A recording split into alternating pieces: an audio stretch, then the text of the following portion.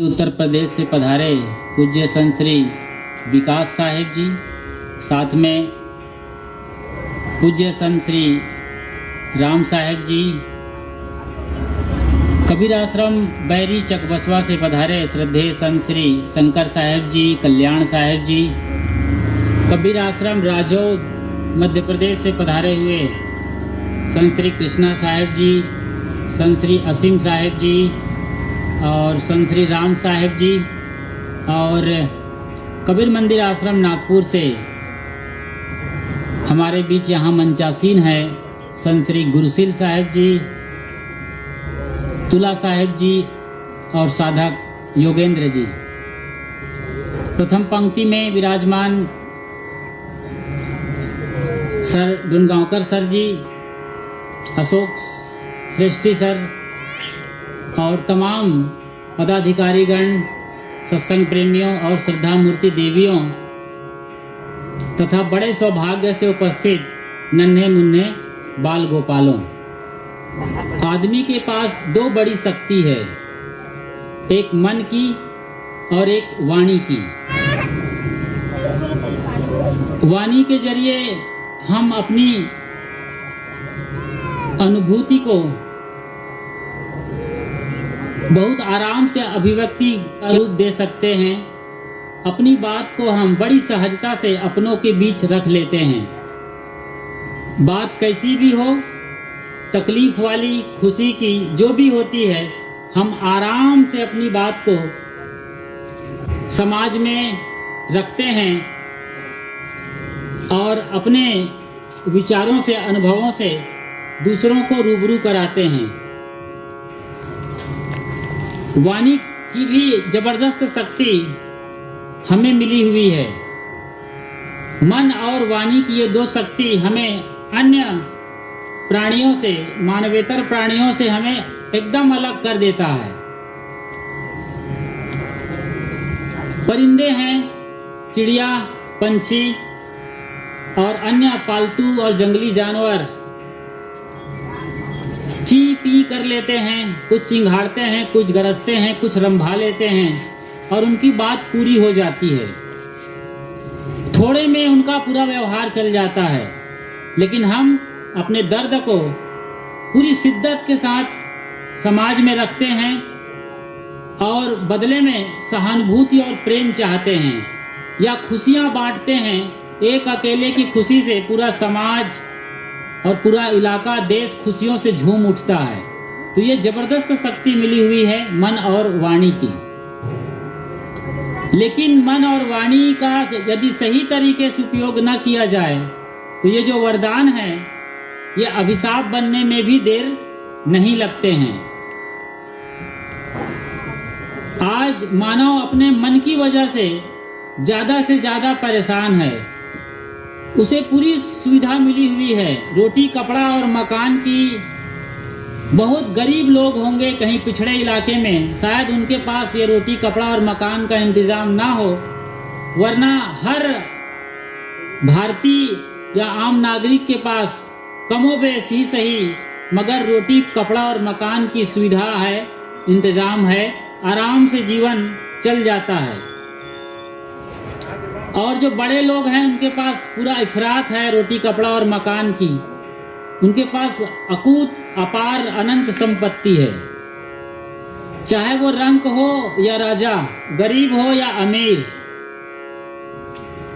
उनके सुख में होने का और दुख में होने का पूरा जो बेस है वो मन का है। जो मन को समझ लेता है और मन का मालिक हो जाता है, उसके जैसा कोई सम्राट इस धरती तल पर नहीं है। जो मन को नहीं समझता, मन की गुलामी करता है, उसके जैसा दुखियारा आदमी खोजना भी मुश्किल है। एक आदमी के पास कई तरीके का मन है। कम से कम 6 प्रकार का व्यक्तित्व आदमी के अंदर पाया जाता है, ऐसा मनोवैज्ञानिक कहते हैं। कम से कम 6 प्रकार का व्यक्तित्व होता है। अलग अलग मौसम में, अलग अलग समय में अलग अलग रोल करता हुआ आदमी नजर आता है। हम अपने मन को अच्छे तरीके से झांक कर इसका पूरा हिसाब किताब ले सकते हैं। कभी हम खुश होते हैं, कभी हम ऐसे दुख में अपने को पाते हैं जैसे लगता है कि अब अपने लिए दुनिया खत्म हो गई है, अब दुनिया में मेरा जीना दुभर हो गया है। हम यहाँ जितने लोग बैठे हैं कभी ना कभी सुसाइड के बारे में सोचे होंगे। एक वक्त आता है जिंदगी में जब आदमी अपने को खत्म कर देना चाहता है। सब कुछ है उसके पास, कोई कमी नहीं है, लेकिन मन की कमजोरी ऐसी आ जाती है, मन में नासमझी आ जाती है, दुख का दौर चलता है, मन समझ नहीं पाता है कि ये सुख और दुख का छांव और धूप बदलने ही वाला है। दिन रात जैसे सब कुछ बदल रहा है, लेकिन आदमी मान लेता है कि भरी सभा में उस आदमी ने मुझे जो अपमानित किया है इसे मैं बर्दाश्त नहीं कर सकता।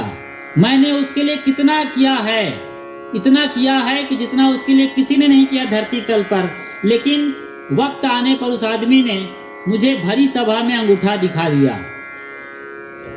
तो ये जो हम गणित लगाते हैं मन के तल पर, तौलते हैं एक दूसरे को, तो हमें लगता है कभी हम बांसों उछलते हैं, कभी हम समंदर के खाई में अपने को पाते हैं। इस मन के खेल को जो समझ जाता है उसका जीवन धन्य है, और धन्य है हम जो सदगुरु संतों के चरणों में बैठे हैं। पूज्यवर गुरुदेव सदगुरु अभिलाष साहब जी, उनके पहले सदगुरु कबीर साहब जी और उनके पहले बुद्ध महावीर जैसे महान संतों की परंपरा है हमारे देश में। इन सब ने हमें मन को समझने का ही ज्ञान दिया है। जो मन को अच्छी तरीके से समझ लेता है कि मन कोई स्थिर चीज नहीं है कि उसी चीज को आप पकड़ के बैठ जाओ। मन का रंग और रूप वक्त के अनुसार बदलता रहता है, कभी धूप तो कभी छांव का खेल चलता रहता है। इस धूप छांव के खेल को हम समझ जाएं, जैसे धूप छांव का खेल वहां चलता है थिएटर के अंदर। आप एक बढ़िया टिकट लेते हैं कम से कम 500 रुपए का और थिएटर में एंटर लेते हैं, और वहां केवल एक कोरा पर्दा लगा हुआ है, सफेद रंग का कपड़ा, सामने प्रोजेक्टर है, वो धूप छांव फेंक रहा है पर्दे पर, और आप कभी रो रहे हैं, कभी आंसू बहा रहे हैं और कभी खुशियों के साथ झूम रहे हैं, कभी क्रोध में हैं तो कभी शोक में हैं। ये सब खेल चलता रहता है, जबकि वहां पर्दे पर कुछ भी नहीं है, केवल एक कोरा पर्दा लगा हुआ है। संसार ऐसे ही कोरे पर्दे के जैसा है, जिसे हम अपना मानते हैं, उनके सुख दुख में हम सुख दुख मनाते रहते हैं। जिन्हें अपना नहीं मानते उनके साथ कुछ भी होता रहता है, हमें कोई फर्क नहीं पड़ता है। अभी ग्लेशियर पिघलने से सैकड़ों लोग नदी में बह गए, जमीन में दब गए। शायद हमने न्यूज देखा और आह तक ना निकली होगी, कोई फर्क नहीं पड़ा। लेकिन हमारे घर में कोई फिसल के गिर जाए तो खाना पीना रुक जाएगा, सब टाल देंगे हम। आज अरे बाबा मेरा मन नहीं है, कुछ भी नहीं हो सकता आज मेरे साथ। उनको पहले ठीक करना है, हॉस्पिटलाइज्ड करना है, उनकी तबीयत ठीक होने की खबर आती है तब हमें तसल्ली मिलती है। ये केवल मान्यता का है, वरना हम सब एक जैसे ही हैं इस धरती तल पर, चाहे वो किसी के साथ रहते हों। हम अपने घर में अपने माँ बाप से जन्मे हैं, इसीलिए वो बिल्कुल नजदीक हैं, हमारे होना भी चाहिए। हमारे घर वाले हमें बचपन में संभाले हैं, परवरिश किए हैं और सब कुछ गंवा कर भी हमें पाले हैं। ऐसे भी मौके आते हैं जब अपना निवाला निकाल कर बच्चों को खिलाया जाता है, परवरिश की जाती है, तो इस शिद्दत से हमें पाला जाता है। वरना हम सोच भी नहीं सकते कि आज जहां बैठे हैं यहाँ बैठे होते। कई घरों में बचपन में ही या बच्चा पैदा होते ही उसे रद्दी की टोकरी के हवाले कर दिया जाता है, सड़क किनारे छोड़ दिया जाता है मरने के लिए। ये आज का दौर है। हमारे माँ बाप वाकई में समझदार रहे हैं, सदगुरु संतों के प्रेमी रहे हैं, इंसानियत उनके अंदर रही है, वे हमें पाले और आज यहाँ बैठाए हैं। लेकिन कब तक हम माँ बाप के साथ चिपके रहेंगे और कब तक हमारी वो परवरिश करते रहेंगे। और कब तक हम माँ बाप के साथ रहते हैं? एक वक्त आता है जब माँ बाप हमसे विदा हो जाते हैं और हम अपने बच्चों के साथ हो जाते हैं। कई बार बच्चे विदा हो जाते हैं, माँ बाप रह जाते हैं। माँ बाप होने के बावजूद बेटे बहू कुछ ऐसे हो जाते हैं कि उन्हें वृद्धाश्रम छोड़ आते हैं। 2 से शुरुआत करी थी जिंदगी की उन्होंने 20 साल की उम्र में, और आज 60 साल की उम्र में फिर 2 हो जाते हैं। बीच का जो 40 बरस रहा है वो लगा बड़ा कीमती, उत्सव का, नाचने का, गाने का, मिलने का, घूमने का, साथ निभाने का, लेकिन आखिरकार हम फिर से अकेले हो जाते हैं। ये कुदरत का दस्तूर है कि हम अकेले आए हैं और अकेले विदा होंगे। इस सत्य को देखना ही सत्संग कहलाता है। इस सच को जो देख लेता है वो सत्संग में है। सत्संग कोई ऐसी चीज नहीं है कि आप यहाँ आए और कुछ मंत्र को जप लें, कुछ गाना बजाना सीख जाएं और कुछ मंत्र या श्लोकों को दोहरा लें और जपना शुरू कर दें और काम पूरा हो जाए। नहीं साहब, सत्य को ज्यों का त्यों देखना ये सत्संग कहलाता है। अभी आपके बच्चे स्कूल जाते हैं, उन्हें आप पूछते हैं कि आपकी उम्र क्या है, वो बाकायदा उत्तर देते हैं 10 years old। कितना सच बोल रहे हैं वो, अनजाने में एकदम जगत का सत्य बोल रहे हैं। 10 years old, वो क्या कह रहे हैं? मैं 10 साल का बूढ़ा आदमी हूँ। और आप कहते हैं हमारा बेटा 10 साल का हो गया। इस फर्क को समझिए, बेटा सही बोल रहा है कि मैं 10 साल का बूढ़ा आदमी हूँ, 10 साल का पुराना आदमी हूँ। आप बोलते हैं मेरा बेटा या बेटी 10 साल के हो गए हैं। तो हो गए हैं, इसमें आपका प्रेम है, एक रंग रोगन किया है आपने। जो सच है, रियलिटी को नहीं देख रहे हैं, मन के हिसाब से देख रहे हैं, मन के चश्मे से देख रहे हैं कि मेरा बेटा, मेरे बच्चे बड़े हो रहे हैं और काफ़ी सपने हैं उनके साथ, बहू आएंगी, फिर और भी तमाम कुछ होना है, आपके लिए परवरिश होगी, अच्छा इंतजाम, घर, बिल्डिंग, मोटर, गाड़ी, बंगला, ये सब होने वाला है। वो उस तरीके से देख रहे हैं, लेकिन सच क्या है?